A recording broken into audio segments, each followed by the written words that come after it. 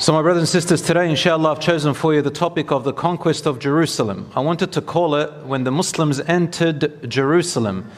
And the reason I wanted to call it when the Muslims entered Jerusalem rather than the word conquest is because conquest carries the meaning almost similar to conquered, to overpower and take something from someone.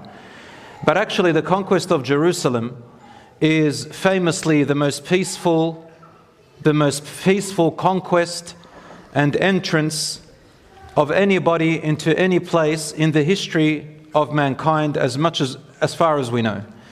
The conquest of Jerusalem happened at the time of the great Khalifa, the second Khalifa, Umar ibn al-Khattab radiyallahu anhu. You all know who Umar ibn al-Khattab radiyallahu anhu is, when he entered Jerusalem during his time.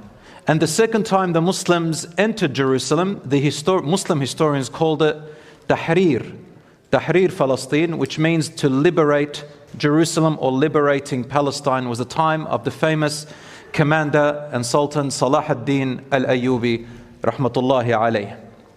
Those were the two main ideal examples that I want to refer to today inshallah, to get some lessons for us as Muslims first and to the whole world to remind them inshallah.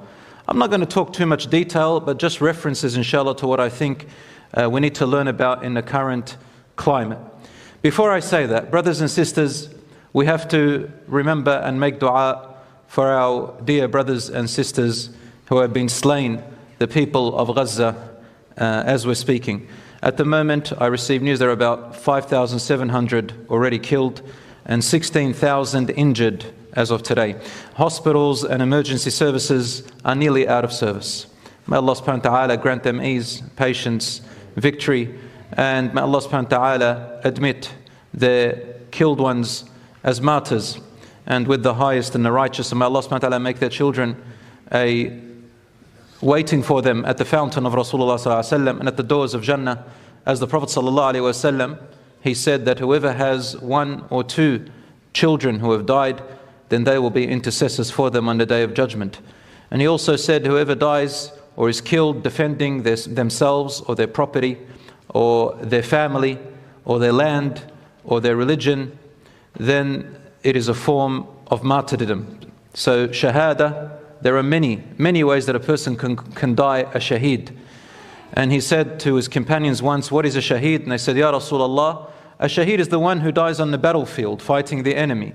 He said, in that case, in my ummah, till the last hour, there won't be many who will receive that privilege of being shuhada. And they said, Ya Rasulullah, what are they then, if it's not that? He said, that is one, but the other one is the person who dies, gets killed defending their property, themselves, their family, their land, a person who dies drowning, and a person who dies from a terminal illness called ta'un. And there are other types of shaheeds. He counted about 10 or 11. So brothers and sisters, martyrs are different levels and their reward is different.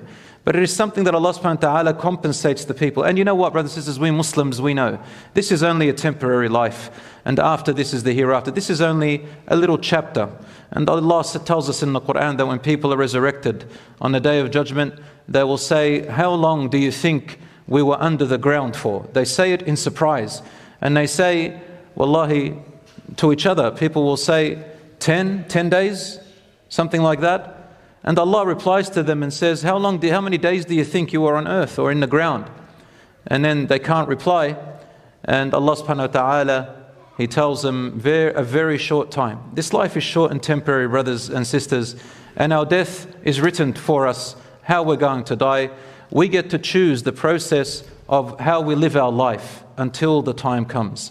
So my brothers and sisters, also Rasul sallallahu alayhi wa sallam, he did say, مثل المؤمنين في توادهم وتراحمهم كمثل الجسد إذا اشتكى منه عضو دعا إليه سائر جسده بالسهر والحمى. The example of the union of the Muslims, of their relationship to each other all over the world, is like one single body.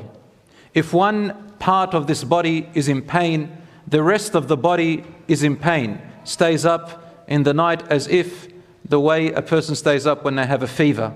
So any Muslim around the world, our brother or sister who is going through pain, is our pain. Their sadness is our sadness. Their happiness is our happiness. And that is exactly what Umar ibn al-Khattab radiyallahu anhu addressed the Muslims, the companions who were entering Jerusalem.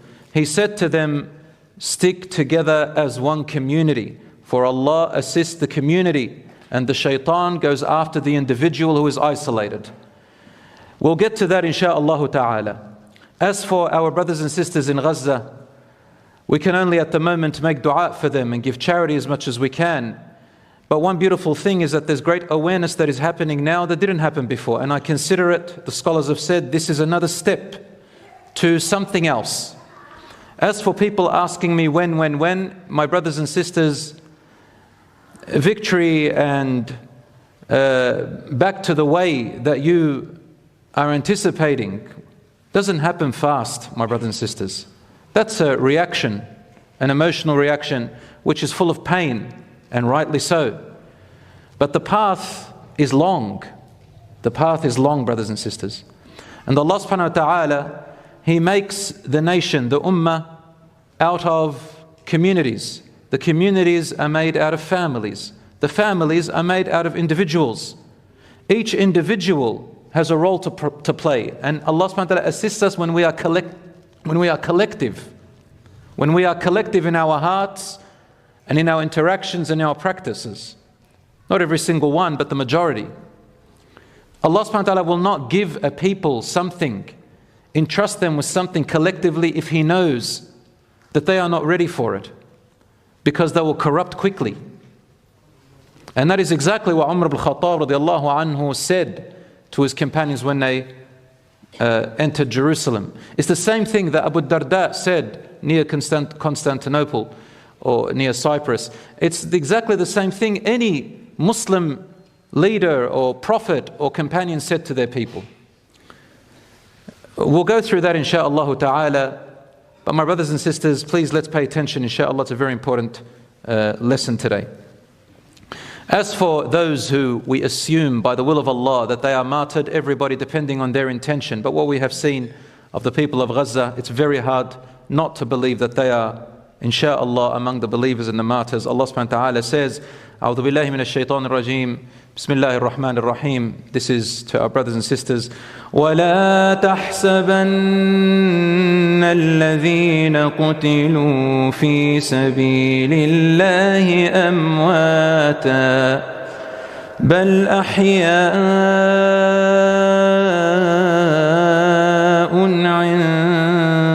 عِندَ رَبِّهِمْ يُرْزَقُونَ فرحين بما آتاهم الله من فضله ويستبشرون بالذين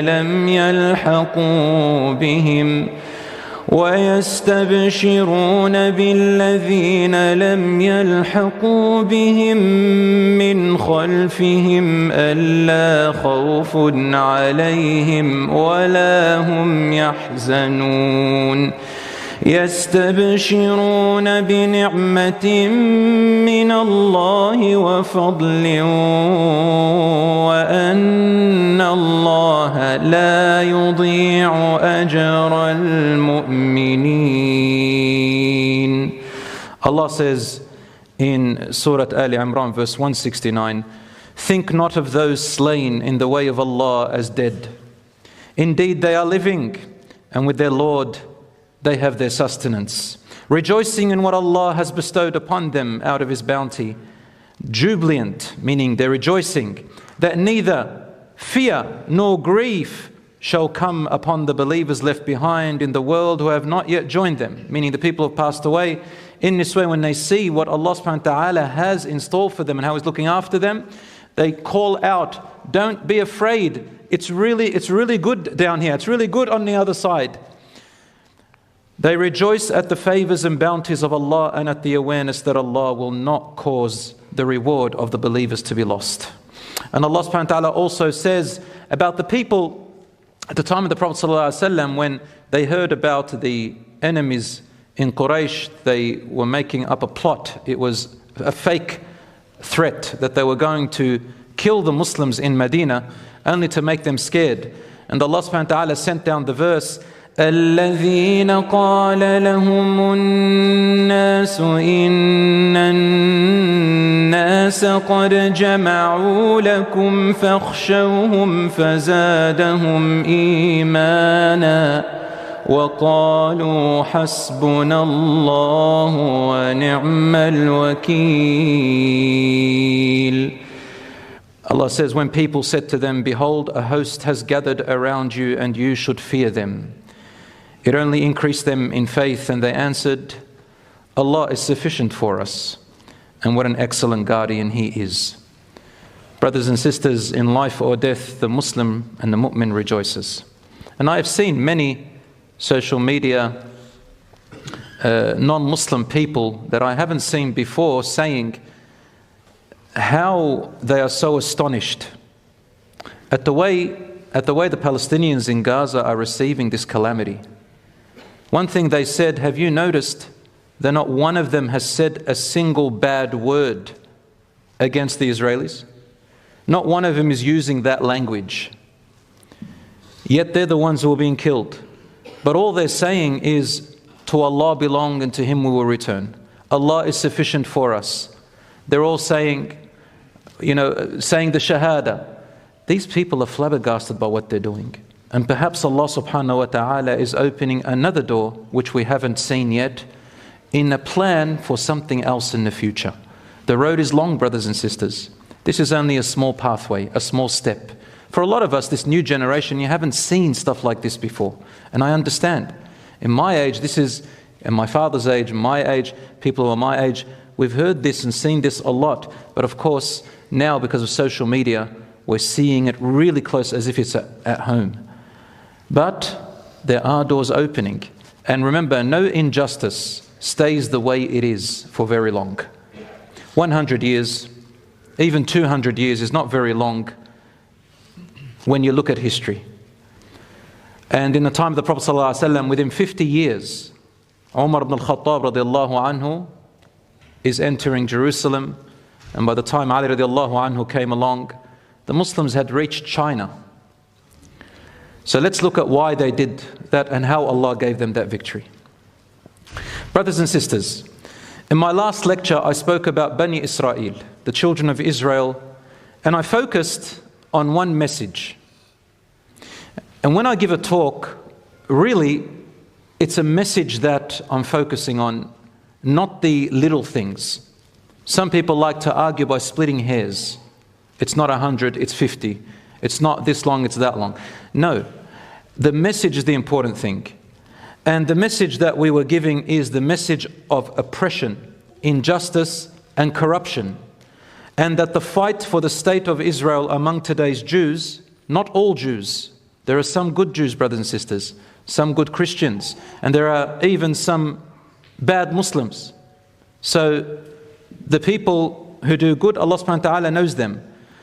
That not all Jews, but the Jews of today in Israel, that their desire for an Israeli state is grounded in a claim of an ethno-religious right. Ethno-religious right. Based on ethnicity and religion. To Jerusalem and Palestine, namely the Israeli state.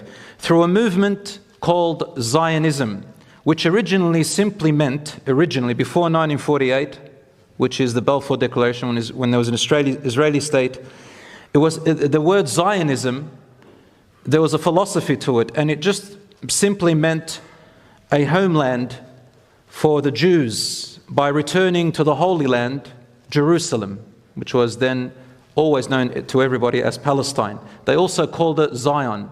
Zion is another name for Jerusalem. And there is Mount Zion. Mount Zion is Masjid al-Quds, which we call Masjid al-Quds. They also call it the Temple Mount, and it's got the one you see with the fences all around it. You see it? It's got the Golden Dome, and it's got the Masjid al-Aqsa at the front, a few other buildings.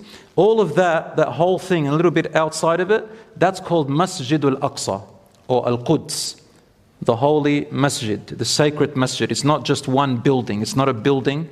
It's a whole place. That's called Masjid al-Aqsa al-Quds. It's also called Zion. In fact, the whole of Palestine is considered Zion to them as well.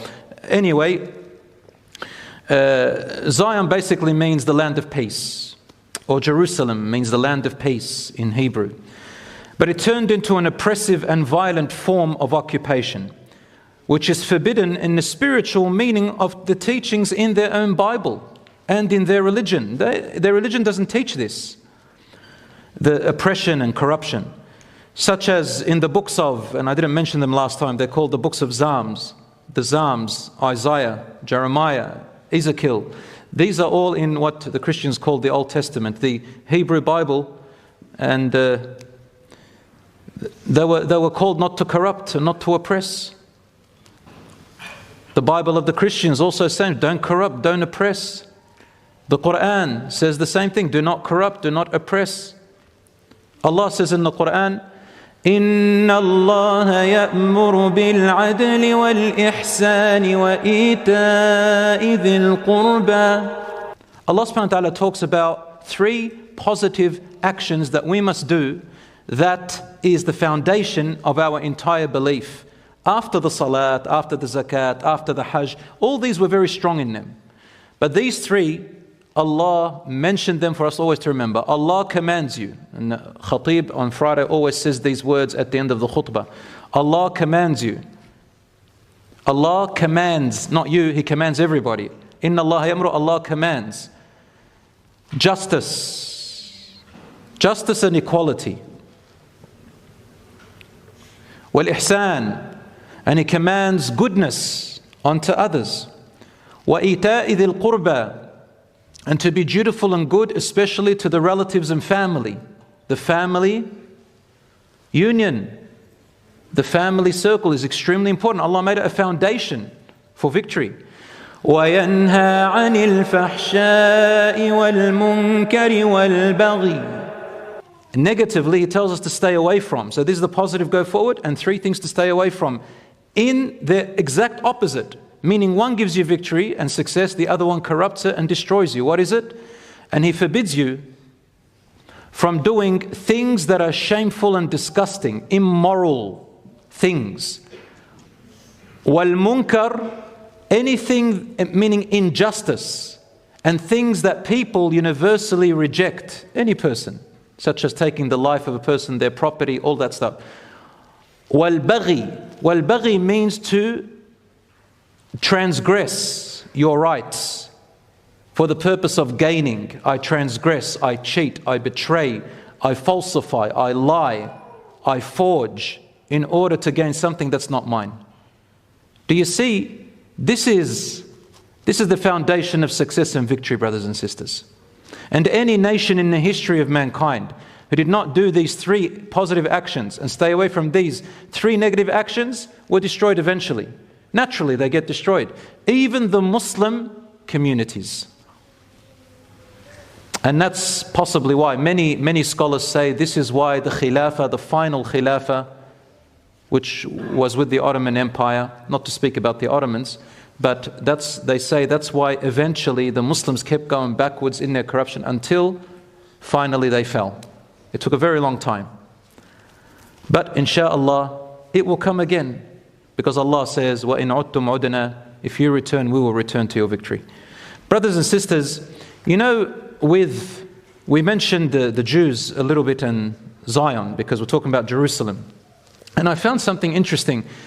The great physicist, you know, Albert Einstein, have you heard of him?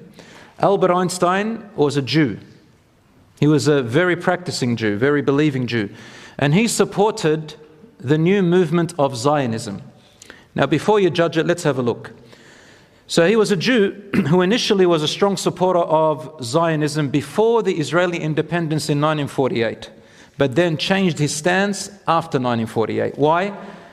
Originally, Zionism just meant to establish a homeland for the Jews by returning to the Holy Land, Palestine. But after 1948, it took on a totally different meaning till this day, the establishment of a Jewish state. That's not what Zionism originally meant. And Zion is another name for Jerusalem, as I said. And Mount Zion is the Temple Mount. Muslims call it Masjid al-Aqsa. And there are several types of Zionism. There's political Zionism, there's cultural Zionism, religious Zionism, labor Zionism, revisionist Zionism, and even Christian Zionism, all of them.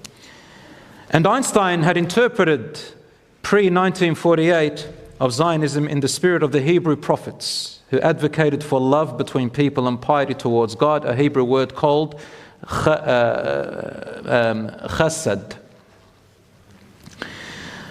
And this is a guy who is actually from them, who knows the scripture of the Hebrew Bible, and said, should we be unable to find a way to honest cooperation and honest pacts with the Arabs, then we have learnt absolutely nothing from our 2,000 years of suffering and will deserve our fate.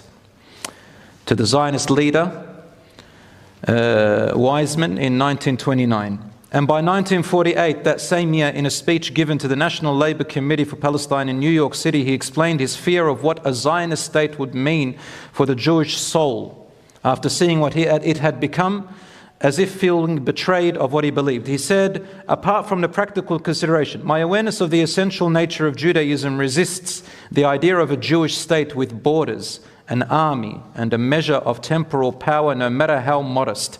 I am afraid of the inner damage Judaism will sustain, especially from the development of a narrow nationalism within our own ranks, against which we have already had a fight without a Jewish state. We are no longer the Jews of the Maccabi period, a long time ago. A return to a nation in the political sense of the word would be equivalent to turning away from the spiritualization of our community, which we owe to the genius of our prophets. And a few months before his death, he was offered to become the president of Israel, and he refused because he said that, well, you guys corrupted basically. He said the important aspect of our Israeli policy must be our ever-present manifest desire to institute complete equality for the Arab citizens living in our midst. The attitude we adapt toward the Arab minority will provide the real test of our moral standards as a people.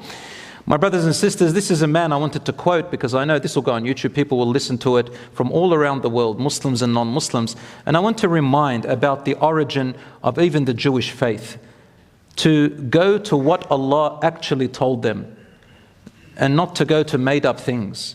Whether you are Jew, Christian, Muslim, Hindu, Buddhist, whatever it is, it's all the same. Allah subhanahu wa ta'ala did not send a religion and a way of injustice. And He is the one who created all people from different nationalities, different ethnicities, different color.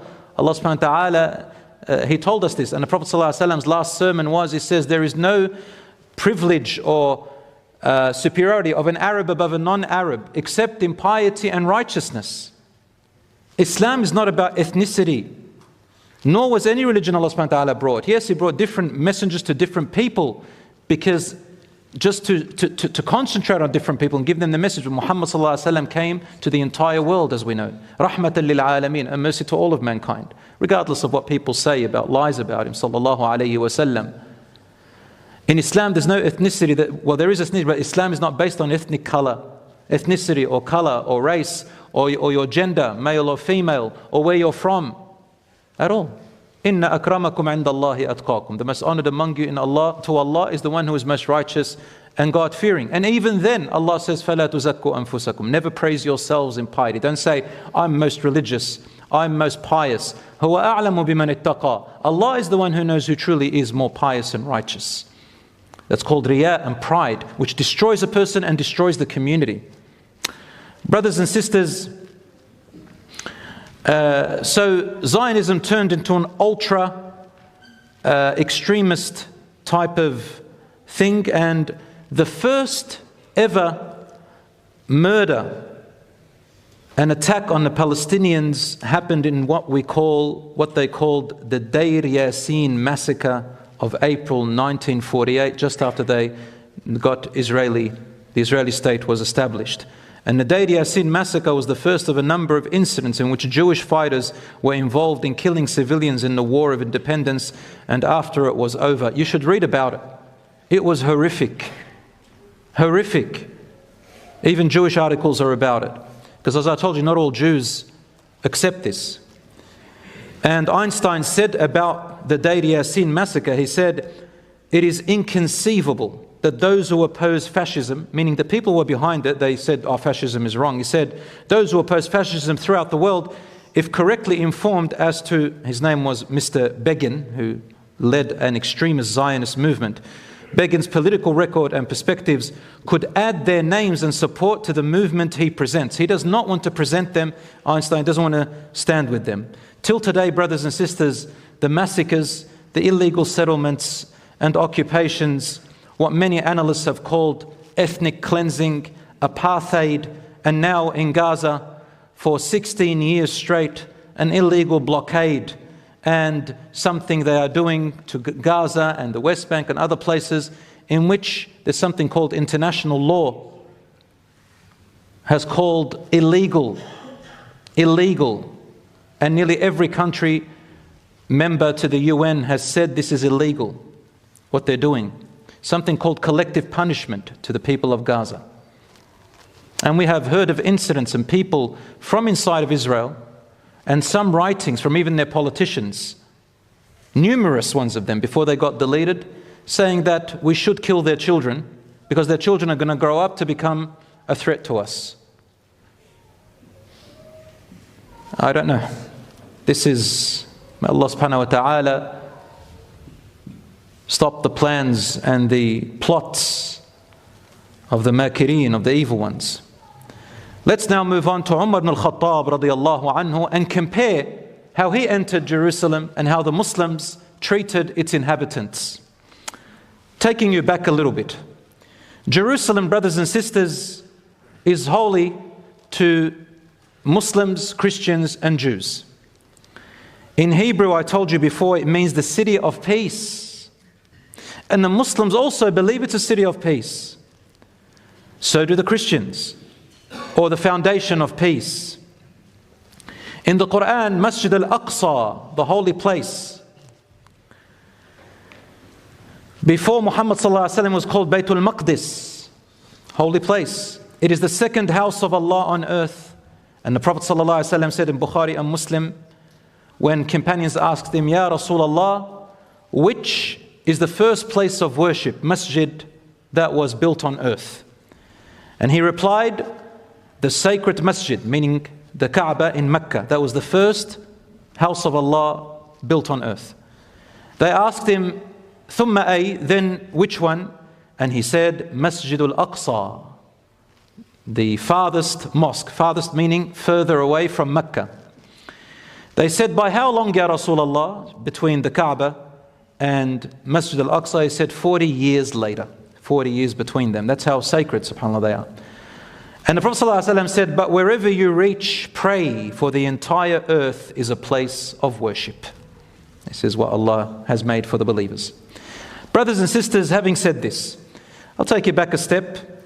Between 70 CE, Common Era, and 135 Common Era, Jews were expelled from a place called Judea in Palestine, the Kingdom of Judea, by the Roman Emperor Hadrian to the Middle East, to Europe and to North Africa. They call it the diaspora. They were kicked out of their homes, they say. The point is they were dispersed throughout the earth. And the Emperor of Rome renamed Jerusalem to Ilia.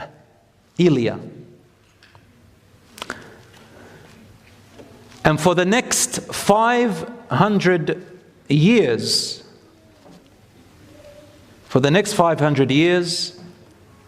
the Jews were unable to enter Jerusalem.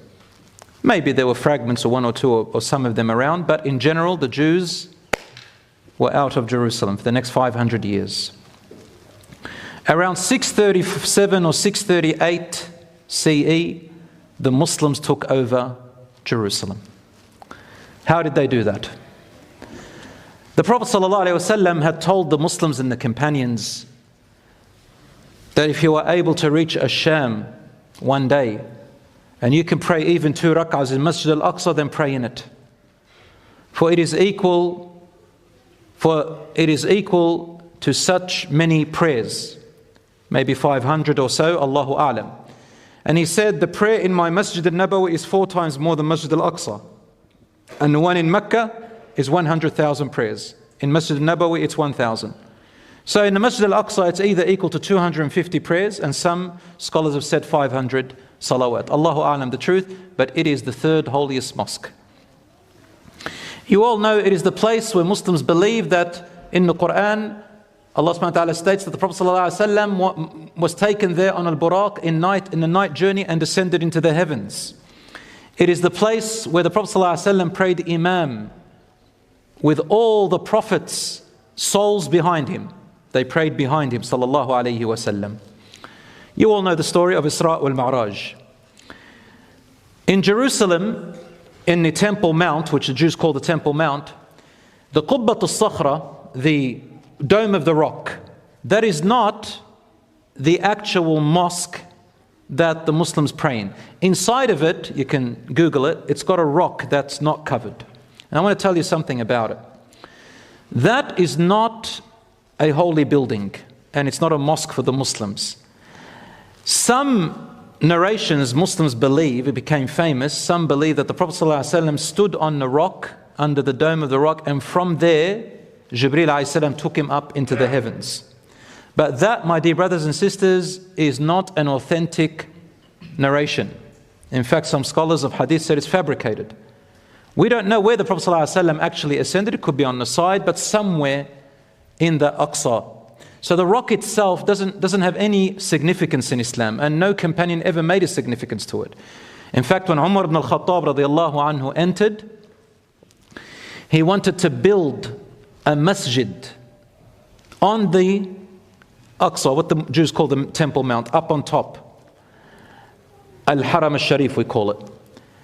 And he asked his companion named Ka'b al-Ahbar. Ka'b al-Ahbar had converted to Islam, or reverted to Islam from Judaism. He was a scribe, a scholar.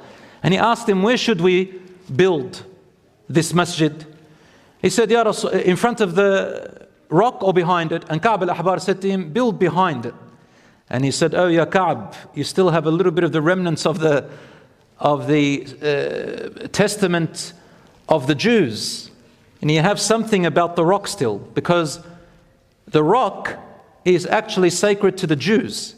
They believe that that's where Prophet Ibrahim alayhi salam laid his son to sacrifice based on the command of Allah subhanahu wa ta'ala. But they believe it was Ishaq rather than Ismail. So that rock is sacred to them. Until today, it's Jewish belief that's the mainstream belief, that they shouldn't go and step on the Temple Mount because it's holy. And they believe that is where Jacob spoke to God. Yaqub a.s. spoke to Allah somewhere there. So they fear to step on sacred land. That's why they don't enter it, although they are allowed to enter it. So Umar ibn Khattab radiallahu anhu built the masjid in front of the rock so that the Muslims don't venerate the rock in any way, shape or form. So who built the Dome of the Rock? He was a Khalifa in the 8th century or 9th century named Abdul Malik ibn Marwan. He built it we don't know why, but some say it's in order to compete with the churches that were around. And some say there was some political reason. Whatever it is, it's a beautiful mark. Until today, we love seeing it. And it shows us that Muslims went in there at least as evidence. Now let's talk about what they did. We said that the Jews were forbidden from entering Jerusalem because the Romans had taken over Asham. Asham is Greater Syria. Among it is Palestine, Lebanon, Syria, a bit of Jordan, a bit of Turkey. That's called Asham, Greater Syria. Then it was called Transjordan. And Jerusalem and Palestine area, and Masjid al-Aqsa, was ruled by the Romans. And its commander or its emperor was Heraclius. And inside of Palestine, there were indigenous people. There were the Palestinians. They didn't speak Arabic. And they spoke another language, maybe Hebrew, Aramaic. And when Umar ibn al-Khattab radiallahu anhu entered it, cutting the story short, the commander and the Amin hadhihi al-ummah, the guardian of this ummah, the Prophet ﷺ called him the famous companion Abu Ubaidah ibn al-Jarrah radiyallahu anhu, one of the 10 promised paradise. He was the commander there. And he was waiting for Umar ibn al-Khattab to come. They placed a siege around Jerusalem, around the Aqsa. Why did they do a siege? Because the Muslims did not want any bloodshed in that area. It's too sacred. And they honored it. And so did the Christians that were living in there. They were Greek Orthodox Christians and some other denominations. And at that time, there was a patriarch.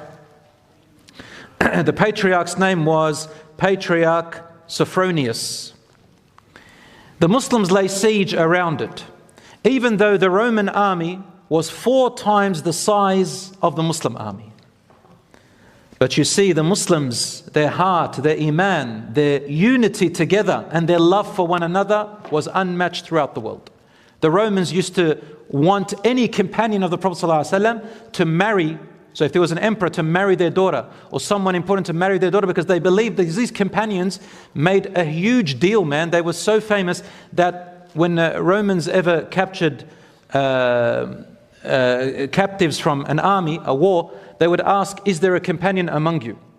Why? Because they wanted them to be part of their family. One emperor offered his daughter in marriage to one of the companions and he refused.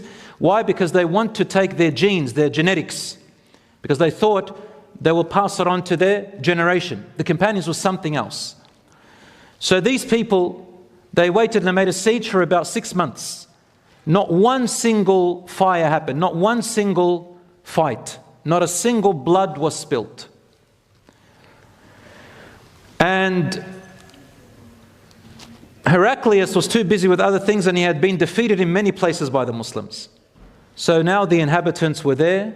They had an army, of course, Roman army, but they were the inhabitants, not the ones from Rome, the Byzantines.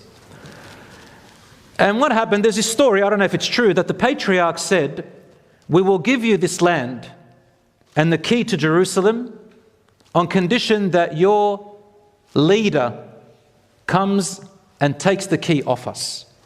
Because in our scriptures it says what he looks like and only he will receive the key. He's a companion of Muhammad son of Abdullah. I don't know if that is true. Allahu A'lam, I'm not going to quote it. But there was something special.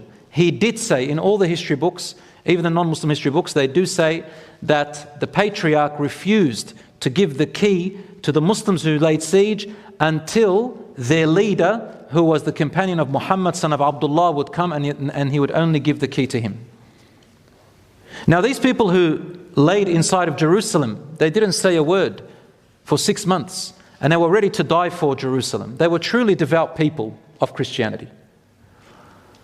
Unfortunately, within that little time, the Persians, before the Muslims came, the Persians had taken over Jerusalem from the Romans and they let the Jews come back in. Then the Romans came and took it back only 10 years later or so, and they defeated the Persians and took back Jerusalem. This is before the Muslims came in. The reason why I want to mention this is because they massacred the Jewish population that was in Jerusalem after the Persians let them come in. Not only did they massacre them, they burnt them alive inside their buildings and on the Temple Mount. Subhanallah. The Crusaders, well, later on they became the Crusaders, the Romans. The hate that they had between each other was tremendous. And that is probably why the Jews have this grudge still towards some of the Christians. I mean, you don't blame people in the past for the generation that is here today. But that's how it is. And it's true, they did persecute them tremendously. And they kicked them out, exiled them, no Jews in Jerusalem or Palestine. Maybe some here and there. When Umar ibn al-Khattab radiallahu anhu arrived, there is a story about him going on a donkey. I don't know if that's true. He came actually on a camel, a dabba, or a naqa. But he was wearing very simple clothing. Some say they had like 14 or 17 patches on it. Allahu A'lam if it's true. And that he had a servant with him, only both of them. And he was so just that on his way from Medina all the way to Jerusalem, he would tell his servant, we will exchange turns on the camel. Some say it was a donkey, but I think it was a camel. A donkey can't make it that far. And look, in history, even Muslims, they do add a lot of things just to make it a little bit sound nicer, but they're not really authentic. So I'm not going to say that this is authentic. We're just saying the story is there in Tarikh al-Tabari. Al-Tabari is one of the references of history, but subhanAllah, it's got too much in there that's a bit fake and stuff. A more reliable one will be Al-Bidayah wa Nihaya by Ibn Kathir. Anyway, it says that, but the point of the message here was very just. I want to highlight this to you, brothers and sisters, that Allah gives victory to the people who are just and equitable. And He would let His servant sit on it a little bit, then He would sit on it, and then He would leave the camel to rest. So the camel also had to get its rest. And truly, Umar al-Khattab was very just. Until he reached there, it says that the servant ended up being on the camel because they were taking turns. And when he came off his camel, Umar al-Khattab took off his shoes. It was Fajr time, and he was still outside of Jerusalem. He took off his shoes, and he tied them with the shoelaces, and he put them on his shoulder. You would see a person like a nomad doing that. And he came very humble, and he led his camel towards Abu Ubaidah where the Muslims were waiting. Abu Ubaidah ran to him, radiyallahu anhu, and he was wearing nice clothing. And he said to him, Ya Amir al-Mu'mineen, I can't let you enter Jerusalem and the people seeing you dressed like this and with your camel like that and your shoes on your shoulder. You have to impress the people. And Umar ibn Khattab said the famous statement to Abu Ubaidah, Ihin ya Abu Ubaidah law kana min ghayrik. Ya Abu Ubaidah. This is authentic. This is sahih in the Bukhari and Muslim's condition. So he said to him, Ya Abu Ubaidah, if only someone else other than you made that statement, I would expect from you a wiser man with more knowledge. He said, Inna kunna adhallu qawmin fa'a'azzana Allahu bil-Islam famahma natlubu al-izzata bighayri ma a'azzana Allahu bihi adhallana Allah. Or another statement is, Nahnu qawmun a'azzana Allahu bil-Islam fa'in ibtaghayna al-izzata fi ghayrihi adhallana Allah. O Abu Ubaidah, we were a people who were disgraced before Islam came to us. Then Allah honored us with Islam and its guidance. So when we seek honor from anywhere other than it, Allah will bring us back to disgrace as we were before. Islam is not an ethnicity. People of all backgrounds enter into Islam. It's the deen of Allah subhanahu wa ta'ala. So the patriarch Sophronius, he heard the Muslims say Allahu Akbar when Umar ibn Khattab arrived. And Umar ibn Khattab after Fajr, he gave them a khutbah. And in that khutbah, he gave them really important advice, about 5 or 6 very important advice. It says, fear Allah. Make Allah the only one to please. He advised them about their families. He advised them about their unity. He advised them about their humbleness. He advised them about their earnings of wealth and so on. These are the important things. The patriarch came out with the key. And he recognized Umar ibn al-Khattab as if he had seen him before or he was told about him. And he said, yes, O people, he is the man. So he handed over the key to Umar ibn al-Khattab and invited him inside. The famous, most peaceful conquest. When Umar ibn al-Khattab radiyallahu anhu entered, he made an agreement, a treaty with its inhabitants, the patriarch and the rest of the people. And he said to them, you have agreed to a treaty with us and an agreement, and we will honor it. A treaty of peace. Now listen to what this treaty was like. I'm just going to read the minimum because it's been added a lot over time. He said, in the name of God, it's called the Umar Treaty, or the Covenant of Umar, with the Patriarch of Jerusalem, Sophronius, 638. In the name of Allah, the Merciful, the Compassionate. This is the assurance of safety which the servant of Allah, Umar, the commander of the faithful, has given to the people of Jerusalem. He has given them an assurance of safety for themselves, for their property, their churches, their crosses, the sick and healthy of the city, and for all the rituals which belong to their religion. Their churches will not be inhabited by Muslims and will not be touched or destroyed. Neither they, nor the land on which they stand, nor their cross, nor their property will be damaged. They will not be forcibly converted, because in Islam it's forbidden to convert people forcibly to Islam. No Jew will live, this Okay, this part I wanted to say. He said, no Jew will live with them in Jerusalem. This part, brothers and sisters, is fabricated. There's no authenticity to this statement. This was made up. In fact, this is a very important point I want to highlight. Umar radiallahu anhu called the Jews to come back from exile back into Palestine and also into Jerusalem. They returned back, they were allowed to worship, they were allowed to pray, they were allowed to go into their synagogues. He kept their synagogues, and the same rights that he gave to the Christians, he also gave to the Jews. And it is nothing hidden that even in the books of history of non-Muslims, they will tell you that the Jews during that time used to make prayers to God in their synagogues for Amir al-Mu'mineen, for Umar ibn Khattab radiallahu anhu, because he allowed them to come back and exercise their freedom. Of course, in the treaty, he said to them, the people of Jerusalem must pay the taxes like the people of other cities and must expel the Byzantines and the robbers. There were people who were causing havoc, those who killed the Jews and so on. He said, you must expel them. Only the inhabitants have a right to it.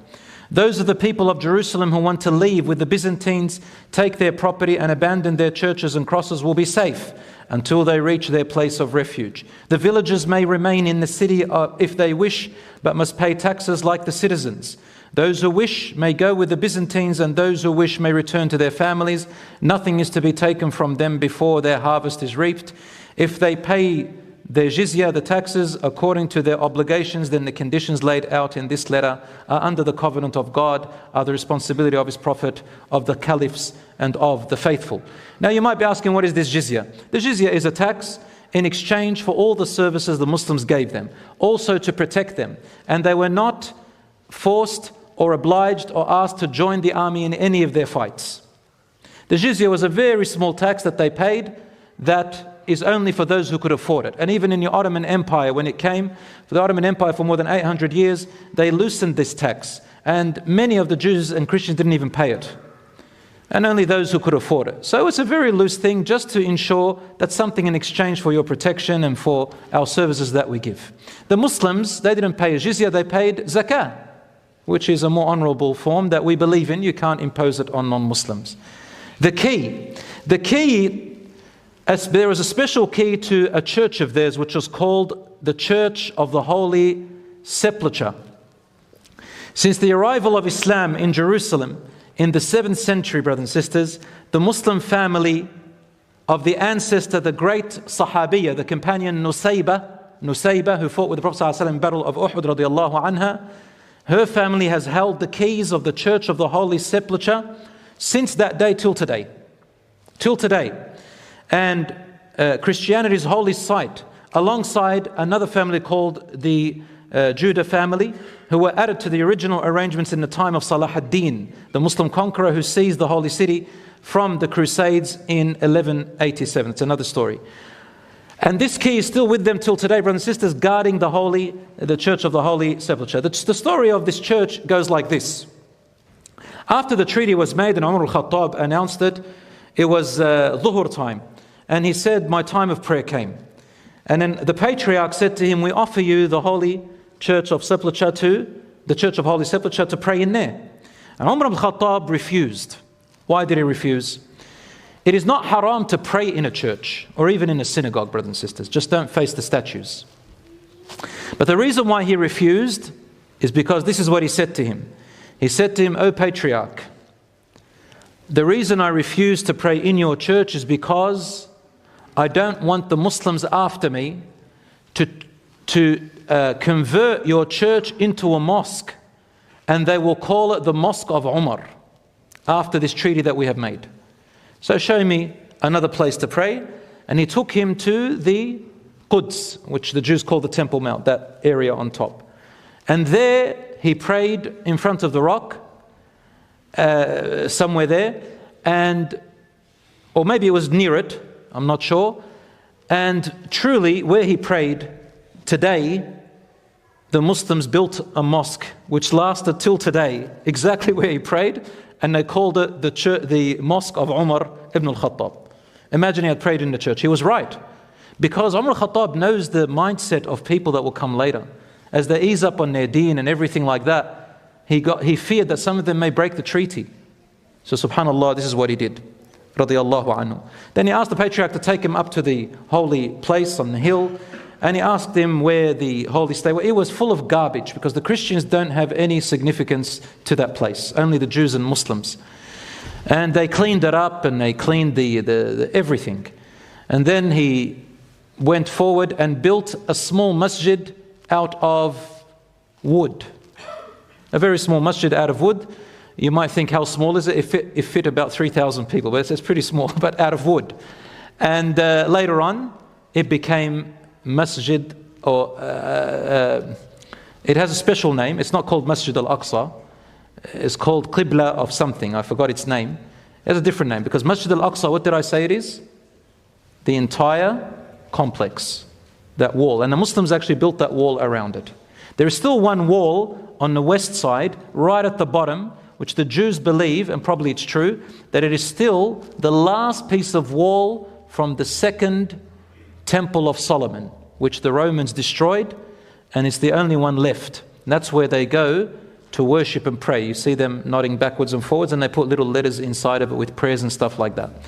So there were two temples of Solomon. It was destroyed, and the Jews believe that there's something called the Messianic age, which also the Christians call, where they're going to build the third Temple of Solomon, but when the Messiah, their Messiah, the awaited one or the chosen one, comes back. They say it's in the year 6000. The year 6000 is in their calendar, which is in around 2240 CE. We're now in 2024. And that's what their scriptures say, but we believe in the Quran, and we believe in what the Prophet ﷺ said. We don't believe in their scriptures because we believe they have been altered and corrupted over time, even though they still have pieces of the Torah and so on, and they have the Tanakh, and we're not going to go into detail about that one, but they still have some remnants of it. However, we believe that it has been altered and played around with. So brothers and sisters, that is the story of Umar al-Khattab radiallahu anhu entering Jerusalem, and he went back to Medina, and then subhanallah he was assassinated, as you know, while he was praying in the masjid. The Muslims continued looking after the Christians and the Jews for the next 400 years, until the Romans came back. It's called the Crusades. It's a long story.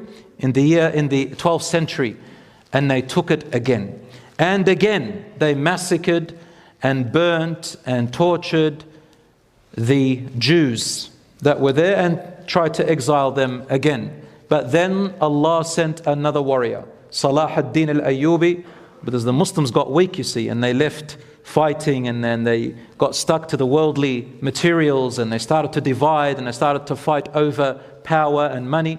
And so Allah subhanahu wa ta'ala brought another calamity for them.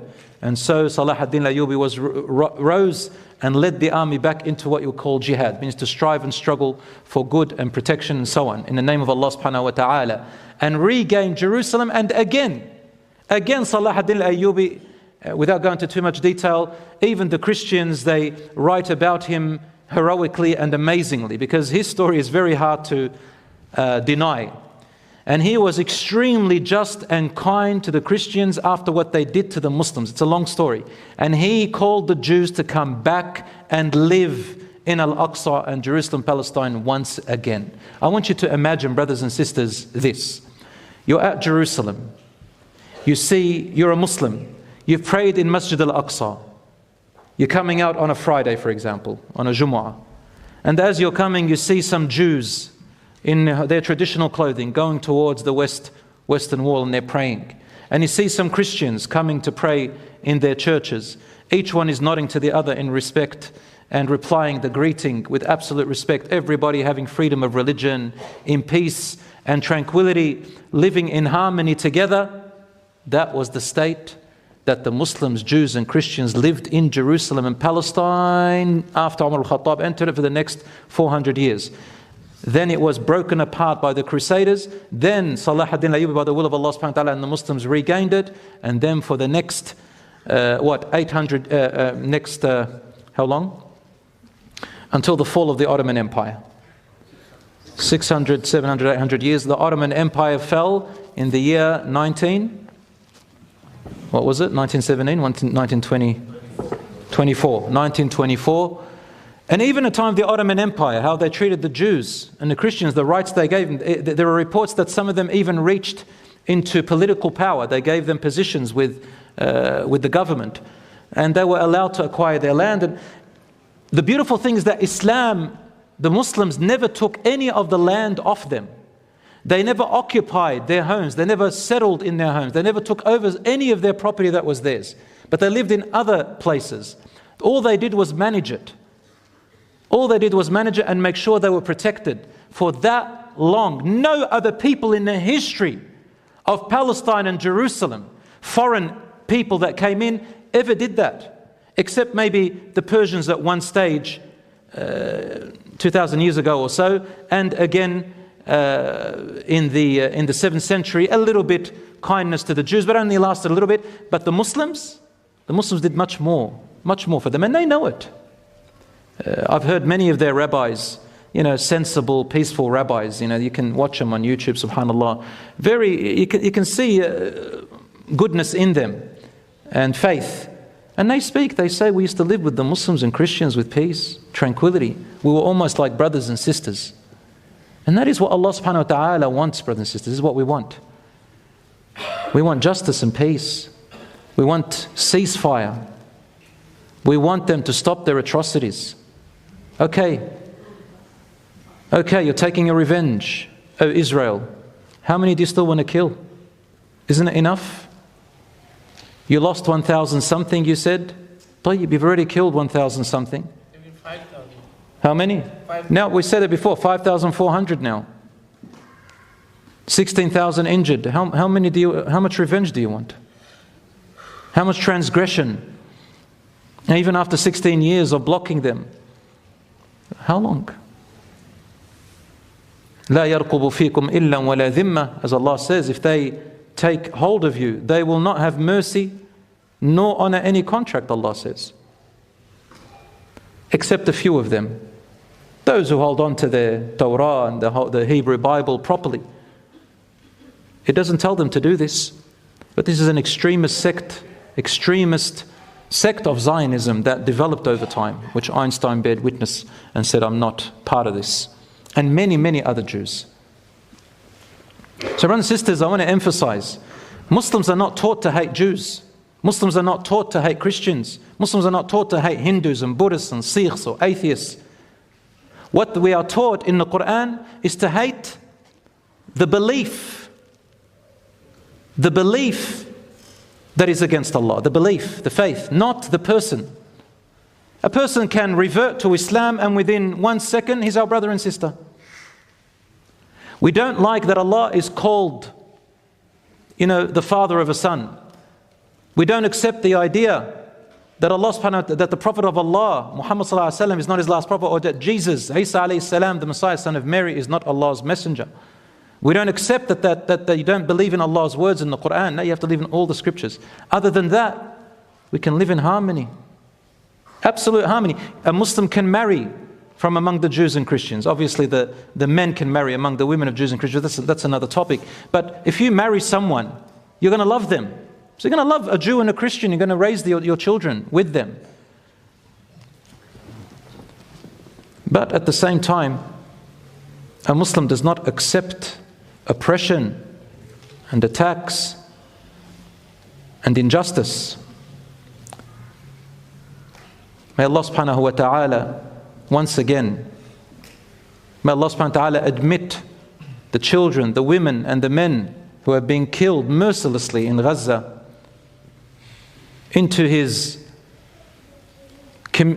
community of righteous and the people of the highest with him, al-'illiyin, and with the prophets and the martyrs. May Allah subhanahu wa ta'ala protect them. May Allah subhanahu wa ta'ala change their state into goodness and peace. May Allah subhanahu wa ta'ala protect and defend them. May Allah subhanahu wa ta'ala return the Muslims back to their deen together. May Allah subhanahu wa ta'ala unite our hearts. Brothers and sisters, it is the values and the morals and even creativity that we have abandoned and held on to. A lot of the Muslims, power, money, struggle of competition. I'll just finish it with this. Look at a typical family. One typical family among the Muslims. Look at the relatives among Muslims. Look at us as brothers and sisters. And I'm not just talking about praying in the masjid. That's a good thing, of course. Allah says, "Inna as-salata tanha 'anil fahsha'i wal munkar." As a matter of fact, prayer, salat, prevents from immoral behavior and from sinful acts and injustice. The point of the prayer is for that. Why isn't the prayer preventing from that? You look, something's wrong with the Muslim Ummah. Something's wrong. Something is wrong. And it is a long journey, but it's not very long, insha'Allah. If not this generation, the next. If not the next, then the next, insha'Allah ta'ala. And victory is not about taking a land. That we all take Jerusalem and we now, maybe Allah knows in His wisdom why not now. Maybe the next day we'll stand up and kill each other. Allahu A'lam. Maybe there's someone else behind the line doing something else. Rasul Sallallahu Alaihi Wasallam said, and I end with this hadith, he says, I asked Allah for 3 things, He gave me 2 and denied me the 3rd. The hadith is in Muslim and Bukhari. He said, I asked Allah subhanahu wa ta'ala not to annihilate and destroy or get rid of my ummah because of a common plague, a plague that will wipe them out. Allah gave me it. And I asked Allah that He doesn't wipe them out from an enemy, a foreign enemy. He gave me that. And I asked Allah not to let them get wiped out because of enmity within their ranks. But Allah did not grant me that. Aduwan min anfusihim, from within them. Perhaps Allah subhanahu wa ta'ala knows a secret we don't. Your duty and your duty and my duty and your duty, start with yourself. Next with your family. Next with your contracts and agreements. Who you work for, the jobs that you do. Next, your wealth. Where do you get it from? And how do you earn it? And what do you spend it on? Most importantly, your heart. Is your salat affecting you to be honest and trustworthy? Or are you still a liar and a betrayer and a cheater? What is your state with your husband and wife? What is your state with your children? How are you raising them? What is your state in your job, in your whatever you do? Are you learning? Are you educating yourself? Are you growing? Are you sticking to the values? I know it might not seem like a lot when I said that the car's blocked all the way, but it says a lot. Rasul said, don't block the road and all that stuff. But what I'm saying is, I know it's trivial, but it says something about us. Alhamdulillah, there is still great hope, and the ummah never dies. But it goes through a sleeping stage, which the historians say the sleeping giant. Inshallah, next week, I want to talk about what the young people are always asking and talking about. It's really entertaining for them, but I want to bring it to reality and make it serious and think properly about it. The signs of the last hour. Is this one of the signs of the last hour? Is the Mahdi coming out? Is Dajjal coming? Is Isa alayhi salam coming? All these stories that they're asking, inshallah, next week, I want to talk about it, and inshallah talk from the Christian and Jewish angle as well of what they believe, inshallah ta'ala, and then what Muslims believe. هذا وصلى الله على نبينا محمد وعلى آله وصحبه أجمعين. Thank you for listening. والسلام عليكم ورحمة الله وبركاته.